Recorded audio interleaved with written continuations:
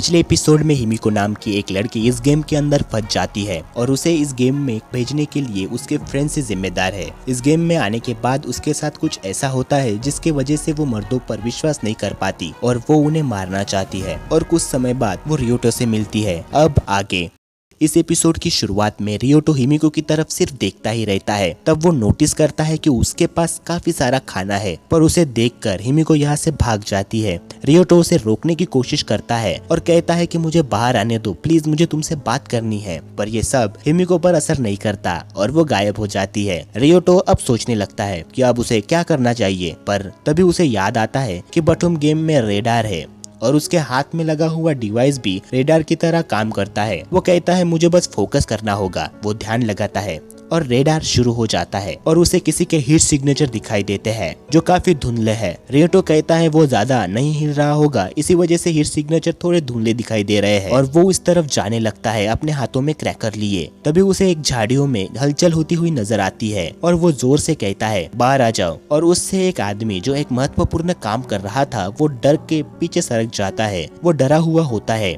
वो कहता है नहीं मुझे मत मारो, मैं ऐसा नहीं मरना चाहता, प्लीज मुझे जाने दो। और रियोटो उससे कहता है जल्दी अपनी पैंट पहनो। और वो आदमी अपनी पैंट पहन लेता है और वो कहता है थैंक्स, मैं बस इस गेम में फंस गया था। गेम का नाम सुनकर रियोटो क्रैकर दिखाकर उसे पूछता है तुमने गेम क्यों कहा, जिस पर वो आदमी कहता है प्लीज अपना क्रैकर हटाओ, मुझे इससे डर लगता है। और रियोटो क्रैकर नीचे कर देता है और रियोटो सोचने लगता है कि यहाँ पर कितने लोग और फंसे हैं। उसके बाद ये दोनों नदी के किनारे बैठे हुए नजर आते हैं। वो आदमी रियोटो से कहता है क्या तुम्हें सच में कुछ याद नहीं कि हमारे साथ प्लेन में क्या हुआ था, जिस पर रियोटो कहता है देखो मैं जानता हूँ कि तुम अपनी मर्जी से यहाँ पर नहीं आए, तो मुझे बताओ कि हमारे साथ क्या हो रहा है। वो आदमी बताना शुरू करता है। वो कहता है इन सब की शुरुआत उन अजीब ब्लैक सूट पहने हुए आदमियों से हुई थी जिन्होंने मुझे मेरे घर से उठाया और जब मेरी आंखें खुली तो मैं एक प्लेन में था। वो एक कार्गो प्लेन था और यहाँ पर सभी उम्र के पुरुष और महिला थी और हमारे दोनों तरफ अजीब कपड़े पहने हथियारों से लैस आदमी खड़े हुए थे।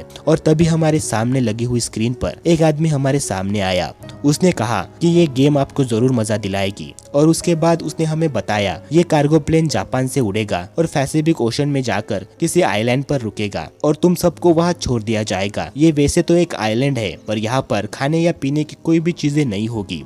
अगर आप इस आइलैंड से बाहर जिंदा निकलना चाहते हो तो आपको ये गेम जीतना होगा और हाँ, आपकी तरफ से कोई भी कंप्लेंट आई तो वो स्वीकृत नहीं की जाएगी। उसके बाद यहाँ पर जितने भी लोग हैं वो सभी उस आदमी पर भड़क गए, पर उसने कहा कि अगर आपने हमारी बात नहीं मानी तो ये लोग आपको शॉक देकर मार डालेंगे। और उसके बाद उसने कहा कि तुम सबको लड़ाई करनी होगी और वो भी इन बॉम्ब से जिन्हें पिन कहा जाता है। और वो कहता है यहाँ कई सारे तरीके के पिन है जो कि आपको दिए जाएंगे, जो कि आपके हाथों में डिवाइस है वो आपके हाथों में लगाया गया है और वो तभी निकलेगा जब आपकी मौत हो जाएगी। आप इस आइलैंड से तभी निकल पाओगे जब आपके पास कम से कम 8 चिप्स होंगे। मैंने आपसे पहले भी कहा था कि आपको एक दूसरे के साथ ही लड़ना होगा और आपको 7 लोगों को मारना होगा, फिर वहाँ से आप निकल पाओगे। तभी वहाँ पर किसी ने उसे चुप रहने के लिए कहा और वो तुम थे रियोटो। जिस पर रियोटो कहता है क्या सच में, जिस पर वो आदमी कहता है तुम्हें सच में कुछ भी याद नहीं। वो आगे बताता है वहाँ पर सब लोग डरे हुए थे पर तुम ही थे जो उस आदमी से लड़ रहे थे। ऐसा लगता था कि तुम इस आदमी को जानते थे, पर तभी वहाँ पर खड़े हुए लोगों ने तुम्हें पकड़ ली और उसके पास की हाई वोल्टेज गर तुम्हारे सर पर लगा दी जिससे तुम बेहोश हो गए। और उसके बाद हमें पैराशूट पहनाए गए। उसने कहा कि ये एक ऑटोमेटिक पैराशूट है और हमें प्लेन से नीचे कूदने के लिए कहा। जब हम नहीं माने तब उसने हम पर उस गन का यूज किया जिससे हमें नीचे कूदना ही पड़ा। वहाँ पर उन लोगों ने उससे पूछा कि तुम्हारा क्या करे, तो वो आदमी ने कहा कि उसे भी फेंक दो नीचे, वो भी नीचे जाकर खेलेगा। देखते हैं कि चैंपियन साकामोटो क्या करता है। और यही सब था जो मुझे पता था। ये सुनने के बाद रियोटो कहता है अब पता चला कि मैं वहाँ कैसे पहुँचा और मुझे कुछ भी याद क्यों नहीं था। और यहाँ जो भी है वो बटूम गेम तरह है, यानी कि जो आदमी जिसे मैं जानता था बेशक वो बटूम डेवलपर में से एक होगा जिनकी कंपनी जापान में है और आगे मुझे यहाँ से बाहर निकलना है तो मुझे 7 लोगों को मारना होगा। क्या ये मैं कर पाऊंगा, ये सोचकर रियोटो परेशान हो जाता है। तभी वो आदमी रियोटो से कहता है क्या तुम ठीक हो। वो कहता है परेशान मत हो, अगर हम साथ में काम करें। जिस पर रियोटो सोचता है अगर हमने साथ में काम किया तो बाहर निकलने के लिए हमें 14 लोगों को मारना होगा। वो उस आदमी से पूछता है तो क्या तुम ये गेम गेम खेलना चाहते हो? जिस पर वो कहता है नहीं, मैं किसी को मारने वाला नहीं, मुझे लगता है कि इस गेम से बाहर निकलने का कोई दूसरा रास्ता होगा। जिस पर रियोटो कहता है क्या सच में तुम किसी को मारना नहीं चाहोगे? और वो सोचने लगता है कि मैंने यहाँ आते ही एक आदमी को मार डाला। ये सब वो सोच रहा होता है। तभी वो आदमी कहता है मुझे लगता है तुम मेरे साथ काम नहीं करना चाहते क्योंकि तुम एक जवान लड़के हो और मैं एक बूढ़ा। जाने दो, मैं अकेले ही रह लूंगा। और वो जाने लगता है। रियोटो उसे रोकते हुए कहता है रुको, हम साथ में खेलेंगे पर मेरी कुछ शर्तें हैं। वो बताता है कि अगर मैं तुम्हारे साथ हूँ तो मुझे पता होना चाहिए कि तुम्हारे पास कितने पिन बचे हैं और वो किस टाइप के हैं। वो आदमी कुछ सोचने लगता है और वो कहता है मैं इन सब के लिए अभी तैयार नहीं हूँ। मैं तुमसे अभी अभी मिला हूँ और तुम्हारे पास 2 बैग है। इसका मतलब तुमने किसी को मारा है। इसी वजह से मैं तुम पर भरोसा नहीं कर पा रहा हूँ। जिसे देखकर रियोटो कहता है ये बूढ़ा अक्लमंद है, ये बिल्कुल एक बटूम प्लेयर की तरह सोच रहा है। वो जानता है किसी पर भरोसा करना यानी कि सीधी मौत। और रियोटो उससे कहता है जाने दो, हम साथ में काम करेंगे और मेरी कोई शर्तें भी नहीं है। ये सुनकर वो आदमी खुश हो जाता है और वो कहता है अरे मैंने तो तुम्हें मेरा नाम बताया ही नहीं। वो कहता है मेरा नाम तायारा कियोशी है। और रियोटो अपना नाम भी उसे बताता है। उसके बाद रियोटो को कुछ आवाज सुनाई देती है जिसके बारे में वो कियोशी से पूछता है। कियोशी कहता है कि ऐसी आवाज मैंने कल भी सुनी थी और ये भी इसी वक्त। रियोटो कहता है हमें पता लगाना चाहिए कि ये आवाज कहाँ से आ रही है। और वो ऊपर जाने के लिए निकल जाता है और कियोशी भी उसके पीछे चला जाता है। रियोटो ऊपर पहुंचकर देखता है कि वो एक प्लेन की आवाज है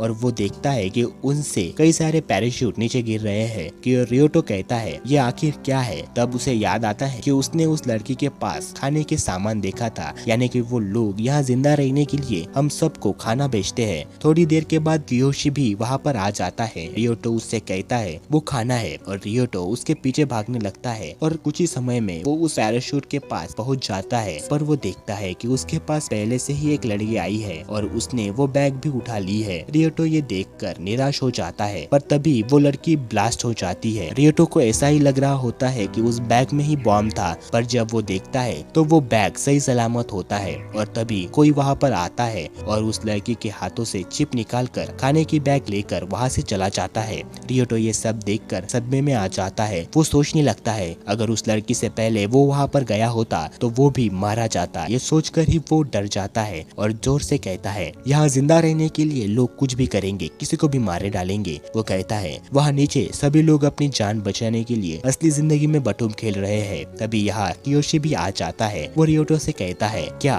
तुम्हें खाना मिला? रियोटो कहता है नहीं। और जब वो थोड़ा आगे जाता है तो उसे एक लाश दिखाई देती है और वो रियोटो से कहता है नीचे एक लाश पड़ी है, क्या तुमने उसे मारा है? रियोटो कहता है नहीं, मैंने देखा कि वो उस खाने के पास गई थी और किसी ने उसे उड़ा दिया। कोई उसका वहाँ बैठकर इंतजार कर रहा था और वो एक प्लान था। उसने खाना भी ले लिया और चिप भी। कियोशी ये देखकर भगवान से प्रार्थना करने लगता है कि उनकी कोई मदद करे। रियोटो खड़ा होकर कियोशी से कहता है बहादुर बनो, वहाँ तुम देख रहे हो एक पैराशूट है और वो ज्यादा दूर भी नहीं है, पर हम वहाँ गए तो हम मारे जाएंगे। हमें बस खाने के लिए अपनी जान देनी होगी। हम एक ही काम कर सकते हैं, हार मानना। कियोशी रियोटो से कहता है अगर हमें खाने के लिए अपनी जान दांव पर लगानी होगी तो हमें ये करना ही होगा, क्योंकि खाने के बिना भी हम जिंदा नहीं रह पाएंगे। हमारे शहर के रूल यहाँ पर नहीं चलते, तो हमें खुद ही जाकर वो खाना हासिल करना होगा। रियोटो कहता है ठीक है। कियोशी उस पर कहता है हाँ, और हाँ, मैं अपने स्कूल में सबसे बड़ा रनिंग चैंपियन था, पर अब थोड़ा पेट बाहर आ गया है। ये सुनकर रियोटो हंसने लगता है। कियोशी कहता है आखिरकार तुम हंसी गए, और वो उस तरफ बढ़ चलते हैं जहाँ वो पैराशूट गिरा था। और यहीं पर ये एपिसोड खत्म हो जाता है।